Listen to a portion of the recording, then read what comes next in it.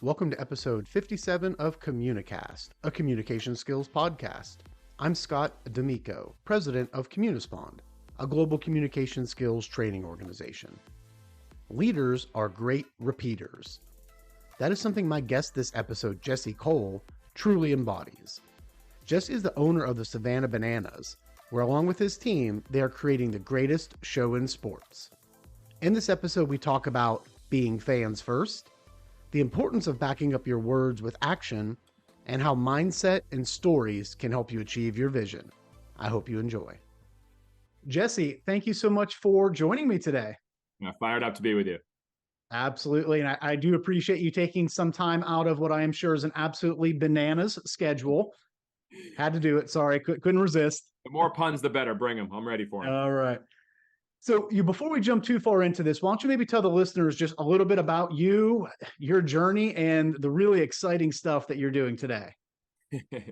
Well, I'm the guy, the crazy guy in the yellow tuxedo, but I'm fortunate to own the Savannah Bananas, and my wife and I, we have been on a wild journey from, taking over a team in Savannah, selling only a handful of tickets, to having to sell our house, empty out our savings account, sleeping on an airbed, down to our last dollar, to now, creating what ESPN has called the greatest show in sports, and bringing that all over the world and having a ton of fun doing it. And we're foster parents, and so we have a family that travels with us all around the country, watching sold out crowds, and it has been a wild journey. But more than anything, I just enjoy doing something that brings joy, that brings fun, that I get to wake up every single day, coming up with ideas and creating things that have never happened before on a baseball field or happened with social media. And that's what we get to do every day. That is fantastic. It truly is an amazing show that you're doing. And just as I think about it, from somebody on the outside looking in, they could probably look at what you're doing in a couple of different ways. Either one, you are going in and just disrupting an almost 200-year-old industry, or they could say, he's just creating his whole new space, a whole new industry with Banana Ball. But either way that you look at it, in order to pull that off, you have to have a tremendous amount of effective communication going on inside and outside of that organization. So from your perspective, if you think about this idea of effective communication or being a strong communicator, to you, what does that entail for somebody that has really strong communication skills? Well, for us, it's been very simple. We've been very clear on our vision and who we are and what we stand for. And if you want to be a leader, you got to be very clear on what you're all about and be able to repeat. I believe great leaders are great repeaters. And there's two words that our organization says over and over and over again, and it's fans first. It's the name of our company, Fans First Entertainment. It's our mission, fans first, entertain always. Every decision we make, we ask, is it fans first?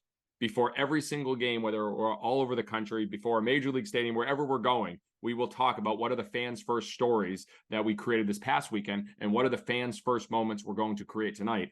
And then literally at the end of the game with the fans, after an hour after the game, we bring all our fans together, we break it down, and we say fans first. And so when you are that clear, whatever it is, whatever you believe in, whatever you stand for, then you have everyone going in the same direction and unified by a belief that has been very clear for us and has really helped us, be able to accomplish what we have in a short period of time. I love what you said there. Leaders are great repeaters, right? You lock in on the mission and the vision, fans first. You talk about it. You say it a lot. You show it in your actions. That's, for me, as I've been following the Bananas, the thing that I see a lot is you're not just saying that it's fan first. All the things that you guys have been doing ultimately play into that, right? You're really focused on the experience, providing a good show, providing great value. And I even know some of the things that you're working on that I've seen around ticketing to make sure that that's a great fan experience.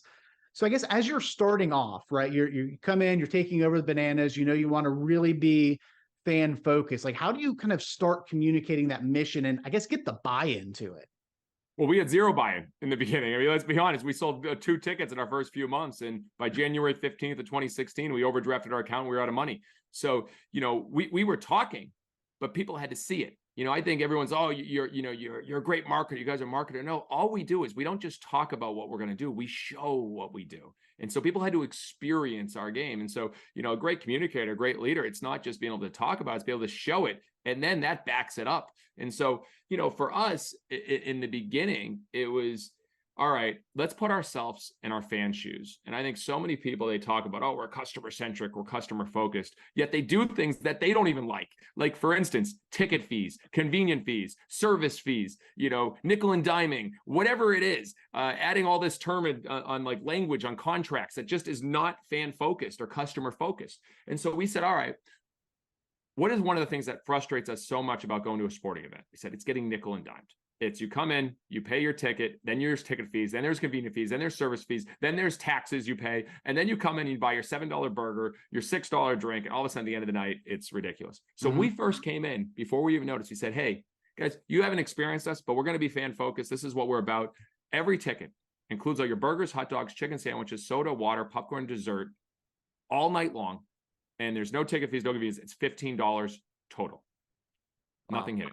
And so we had to say something bold and make a statement so that people would say, you know what, that's pretty crazy. Let me at least try that. And then they want to say, no, it can't be. Is it for the first hour, for the first 2 hours?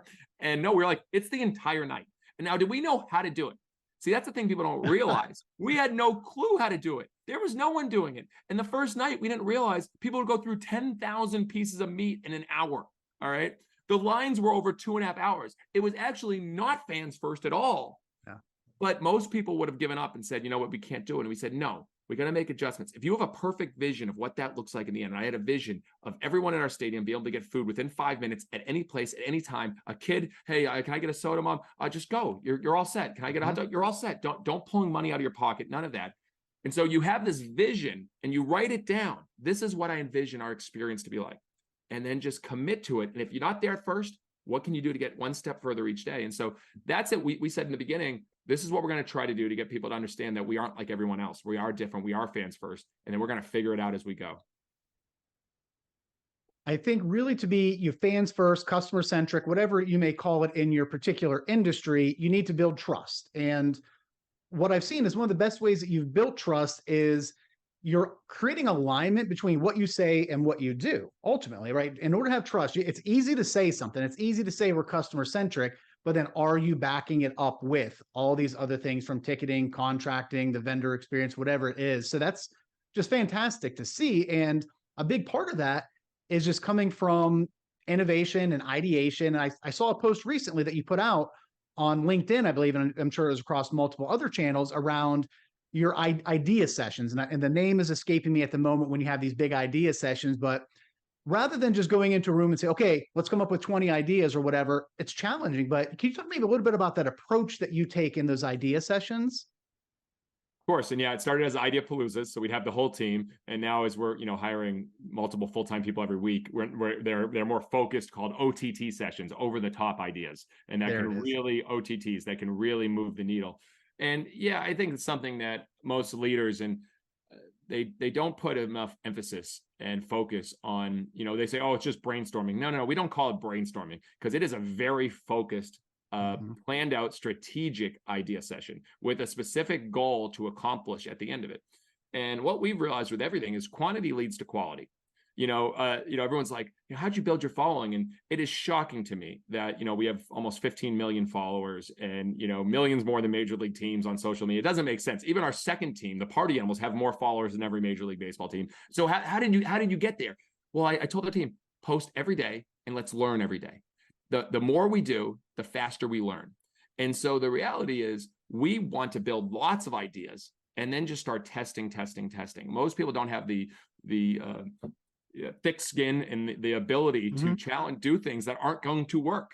And every night we do 10 to 15 things in front of our live crowd, promotions, crazy things, scoring celebrations, hitter walkouts, balls on fire, you name it, we try it. And 9 to 12 of them don't work, but 3 become gold. It's a quantity leads to quality. So I think, for leaders, it's having the intentionality to say, I'm going to put time to come up with ideas that are going to move the needle to make us a better experience, a better customer focus. And so we'll come in and say, all right, what are things that we can do after the game is over for our finale to make sure fans get an extra, as Steve Jobs used to always say, I need one more thing. Here's one more thing. Have that one extra thing. What are things when fans first walk up to the stadium that we can do that can really wow them? What about when they buy online? What's an email we can send or a video that we can send? We come up with all these different ideas and we just start testing them. And if we get a response, or if they get shared, or if they get talked about, we know we're on the right path. And so I just think a lot of leaders, maybe they take what they do too seriously and just say, you know what, now we've built this trust because fans always know we're going to try things. So even when things don't go well, they're like, oh, the Bananas will take care of you. They're going to figure it out if they'll refund you if something goes wrong. But then, hey, they're just trying more things.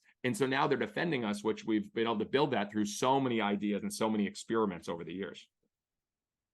Yeah, that's what really jumped out when I read the article was your approach to that and communicating out is, hey, we're not just having an idea session. We're going to think about, okay, what are batter walk-ups? What are crowd experiences? What's pregame? What's postgame? So being very intentional about it. And I think that's where leaders fall into a trap where they have a brainstorming session of, hey, let's improve customer experience. And then it's just all over the place. It's disjointed. Nobody knows what's going on. So taking that intentional approach is really powerful.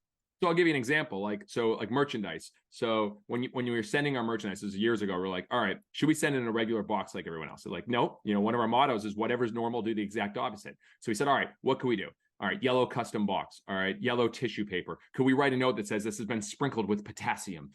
Could we then have a free koozie and a free decal? What else could we do? And even our first 5 years, we called every single person that bought a ticket or bought merchandise and thanked them with a personal thank you call. And when it got to be, 500,000 people, it was unscalable, but you need to do the unscalable to do the scalable. And so we envision what would the best experience when they get a box. Is it a regular Amazon box or is it different? And does it cost more? Yes, but you build that trust. And so that's an idea session alone. If you are a company that's shipping things out, or if you're communicating in a certain way, your emails, your invoices, your voicemails, your hold music. Is it the same as everyone else? Maybe have an idea session. What would make our hold music fun? What would make our voicemails fun? What would make our email response when you buy something, our payment confirmation fun? That is a way that we bring our team together to say we're not going to be like everyone else. Absolutely love it. And as you've been having the success and growing, you touched on it a minute ago where you're hiring lots of people to come on and focus on different parts of the business. So from your perspective, as you're evaluating new folks coming in, what are some of the key communication skills that really are important for them to be successful? Well, it's our fans first vision. It's our fans first 101. It's our fans first you. We have our traditions. We have, our dream. We have our fans first language. We have all this in the process. And then when you apply for us, well, first of all, you got to join a wait list. Again, where it's crazy, we have a wait list of over 5,000 people that want to work with us, which is just shocking because, again, I couldn't convince anybody to work with us our first few years. So I'm not working for a team named after a fruit. Like, who are you guys? And so, there's the demand, there's the urgency. And then once you go through the process, again, it's not, hey, here's my resume. We're looking for a fans first essay. How do you fit our fans first way? We are looking for a video cover letter, because we want to see your personality. I can tell right in a few seconds, are you someone that we want to be around? Do you, are you an energy giver? Are you someone that you can tell they just want to bring joy or they're joyful? And then finally, a future resume. We're not interested in necessarily what you've done in the past. We're interested in what you're going to do in the future. And so that tests our fans first way core beliefs of growing and hungry. If you say you want to be a ticket rep or whatever for the next 5 to 10 years, you're not growing hungry. We want people that want to do big things, that want to have aspirations to grow for themselves, not just the team. And so those are 3 of the criteria we look for. And then they go through an extensive culture interview. I mean, the skills, again, with what we do, there's certain skills, but it's a lot culture. So, fortunately, we have a team that Marie started as a 22-year-old with us right out of college. She's been with us now 7, 8 years, and she's leading that because she's seen everything from the beginning. And that's what she does every single day, is going through, all these applicants, having culture interviews, leading in and running this fans first to make sure that we're bringing in the right people. That future resume, I love that. It's like a new twist, of course, a banana approach to the question. A lot of times you hear is, where do you see yourself in 5 years, right? And I just love this approach of, do you want people that are hungry and that are trying to grow, so that they're thinking about, beyond what's right in front of me, what am I looking at over the next several years where I can come in and really impact the organization? That's a great idea. I love that. Thanks. And it's a good exercise, because also what I love is we see people that put things other than just their job. They put their family, they put their extracurricular, and we really get to get an idea of things that, most people don't even do that. Just that idea of writing it down, that's a great book. Write it down, make it happen. You can actually hit your goals if you start writing it down. I write journal every single day and do my ideas every single day. So just getting these people that maybe have never done that much to start writing about something, a vision for themselves, is actually hopefully helpful in the future, regardless if they get the job with us or not. Right. And you never know, you may also have people coming in just with ideas about the business where they include that on their future resume. Hey, I'd be great if I could come in and ultimately do this. And you're like, Oh, I never thought about that And before. that's So happened numerous times about leading, the Japan League of Banana Ball. Like we see things, it's like, all right, you're speaking our language now. You're thinking big. All right, leading Banana Ball for the youth in the Little League tournaments. Like, all right, that's good thinking right there. So, Jesse, if I were to ask someone close to you, what is perhaps the one key communication skill that Jesse has that has helped him get to where he is today to bring the bananas and the organization from, as you mentioned, just selling a handful of tickets out of the gate to, I know, having wait lists and just selling out major league parks, I believe now. What would be the key communication skill that really has helped you get to where you are today? I'm fortunate. I've had to learn how to communicate because, literally when we were selling two tickets and when I first started the first team, I had to get out there and I was the face of the team. So it was 15 years of learning. But if you were to ask people, I think most people, when I'm giving a keynote speech or I'm speaking with our team, they say, thank you for inspiring me. Thank you for making me think big, for dreaming big. Thank you for sharing stories that inspired about what we could actually do and thinking bigger than just ourselves. And I think I am constantly dreaming. I'm constantly talking about what's next. I'm constantly talking about where we're going.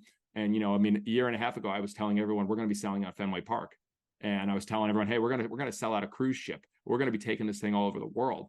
And now the people that have been around us, they say, if you were to literally say, Jesse, in 10 years that we're going to be playing on the moon, I wouldn't bet against it because you have these beliefs and somehow when you tell us, we all get on board and we find a way how to do it.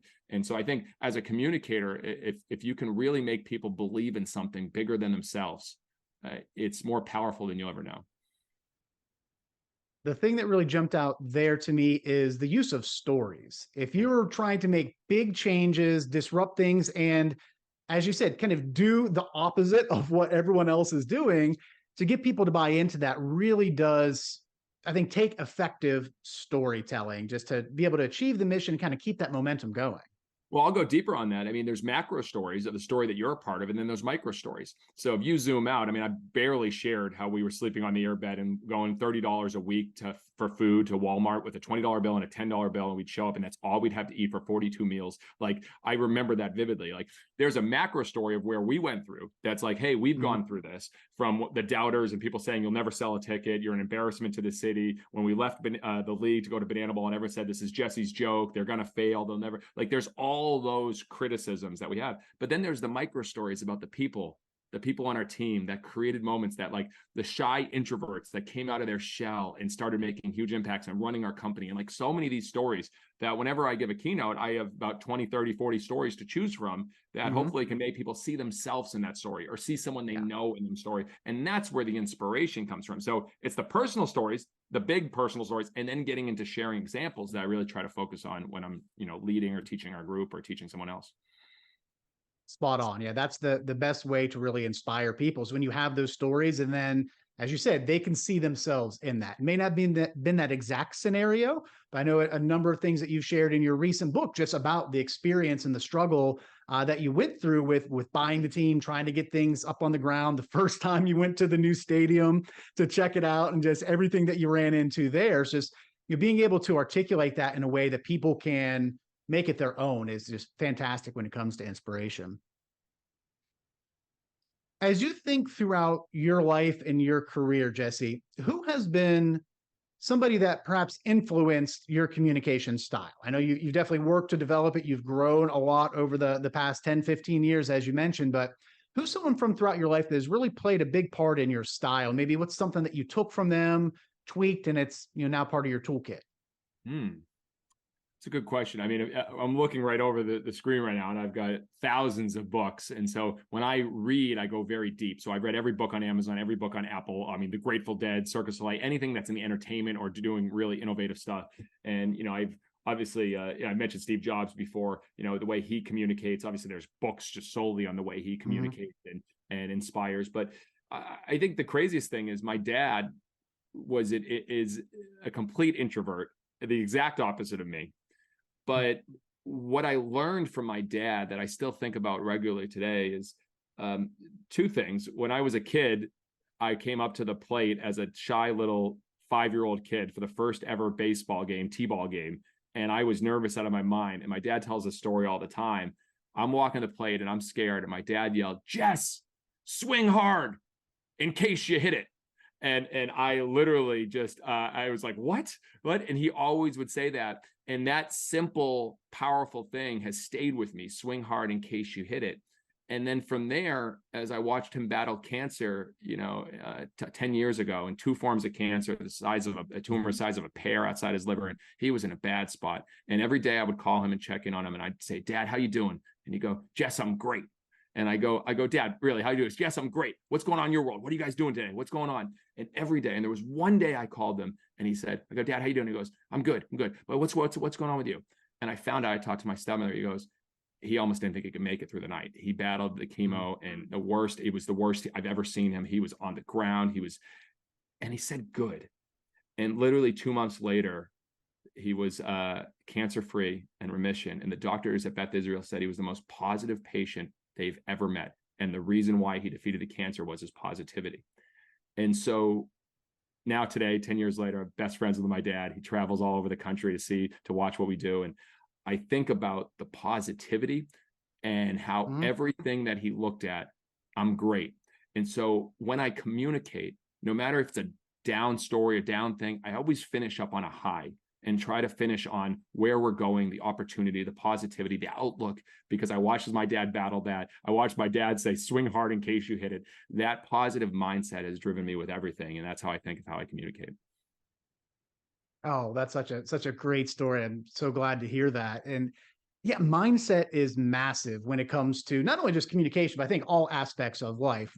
The mindset that you carry into a conversation, that you carry into a presentation, that you carry into an interaction with your spouse, your kids, if you are not in the right place with that mindset, it's going to be evident. It's going to impact the outcomes of that interaction. So I guess for me, when I'm interacting with my kids and with my wife and friends and at work, it's very much trying to find the positive and trying to keep that momentum rolling, because people, especially if you're in a leadership position at an organization, people are looking to you, and they're going to take their cues from your tone, your demeanor, your interaction, whether it is a simple response to an email. As you mentioned, he said, good, not great. If I respond to an email probably very shortly, a lot shorter than I normally would, the people on my team are going to be like, oh, what's going on? Is everything okay? So just being aware of how your mindset is going to impact not only your words, but how they're received is very powerful.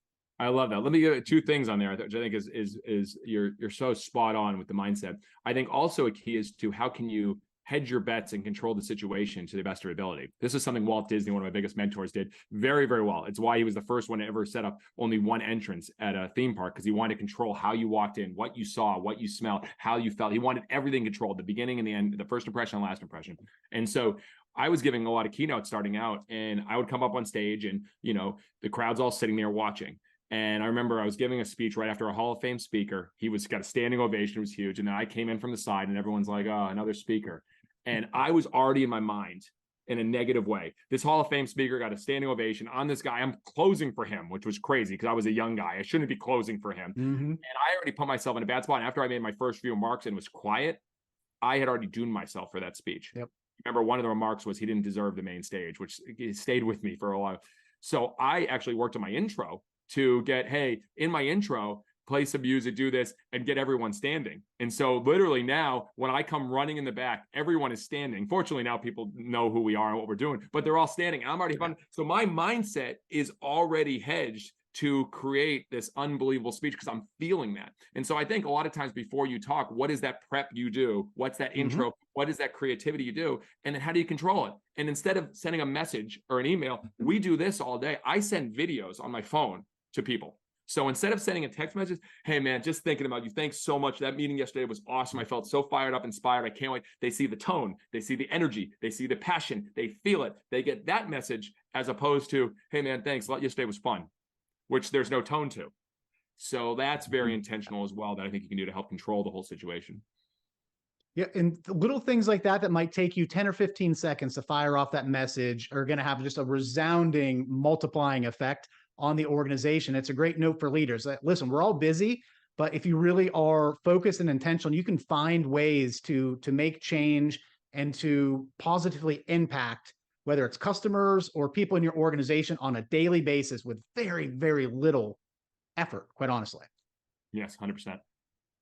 Jesse, we're wrapping up here. I want to be respectful of time. What piece of closing advice would you have for someone listening to this, whether they're fresh out of school, getting ready to go into their first career, mid-career, ready for a pivot, whatever it may be, just really around the importance of their communication skills and the impact that they can have on their life? I guess to go full circle. So I was really opening with a lot about fans first, and that hasn't changed since day one. Obviously, when you name your company something, you got to live by it. And 3 years into starting the team, we launched our fans first playbook. So literally a fans first playbook on who we are, what we stand for, what we believe in. And I put one quote at the back, and I said, "Be patient in what you want for yourself, but be impatient in how much you give to others." And that mindset has driven our organization. And whether you're young getting out of college, whether you're a leader at a point, if you take that, everything's going to work out pretty well at the end. Be patient for what you want for yourself, be impatient for what you give to others. Or how much you give to others. Yes. Absolutely love it. Jesse, thank you so much for joining me today. Really do appreciate it. And I wish you and the Banana Ball all the best. Thanks so much. Appreciate it. Take care. A special thanks again to my guest, Jesse Cole. Jesse's point about leaders being great repeaters is spot on. Too often, leaders think just because they say something, it will magically happen overnight, and people will automatically buy into their message. The truth is, it takes time, trust, and hearing a message multiple times across multiple formats for change to happen. As always, if you're looking to improve your communication skills, be sure to subscribe to Communicast so that you can continue to learn from my guests with each new episode. And if you have found value in the show, leaving us a rating or review would be appreciated. Thanks, and have a great day.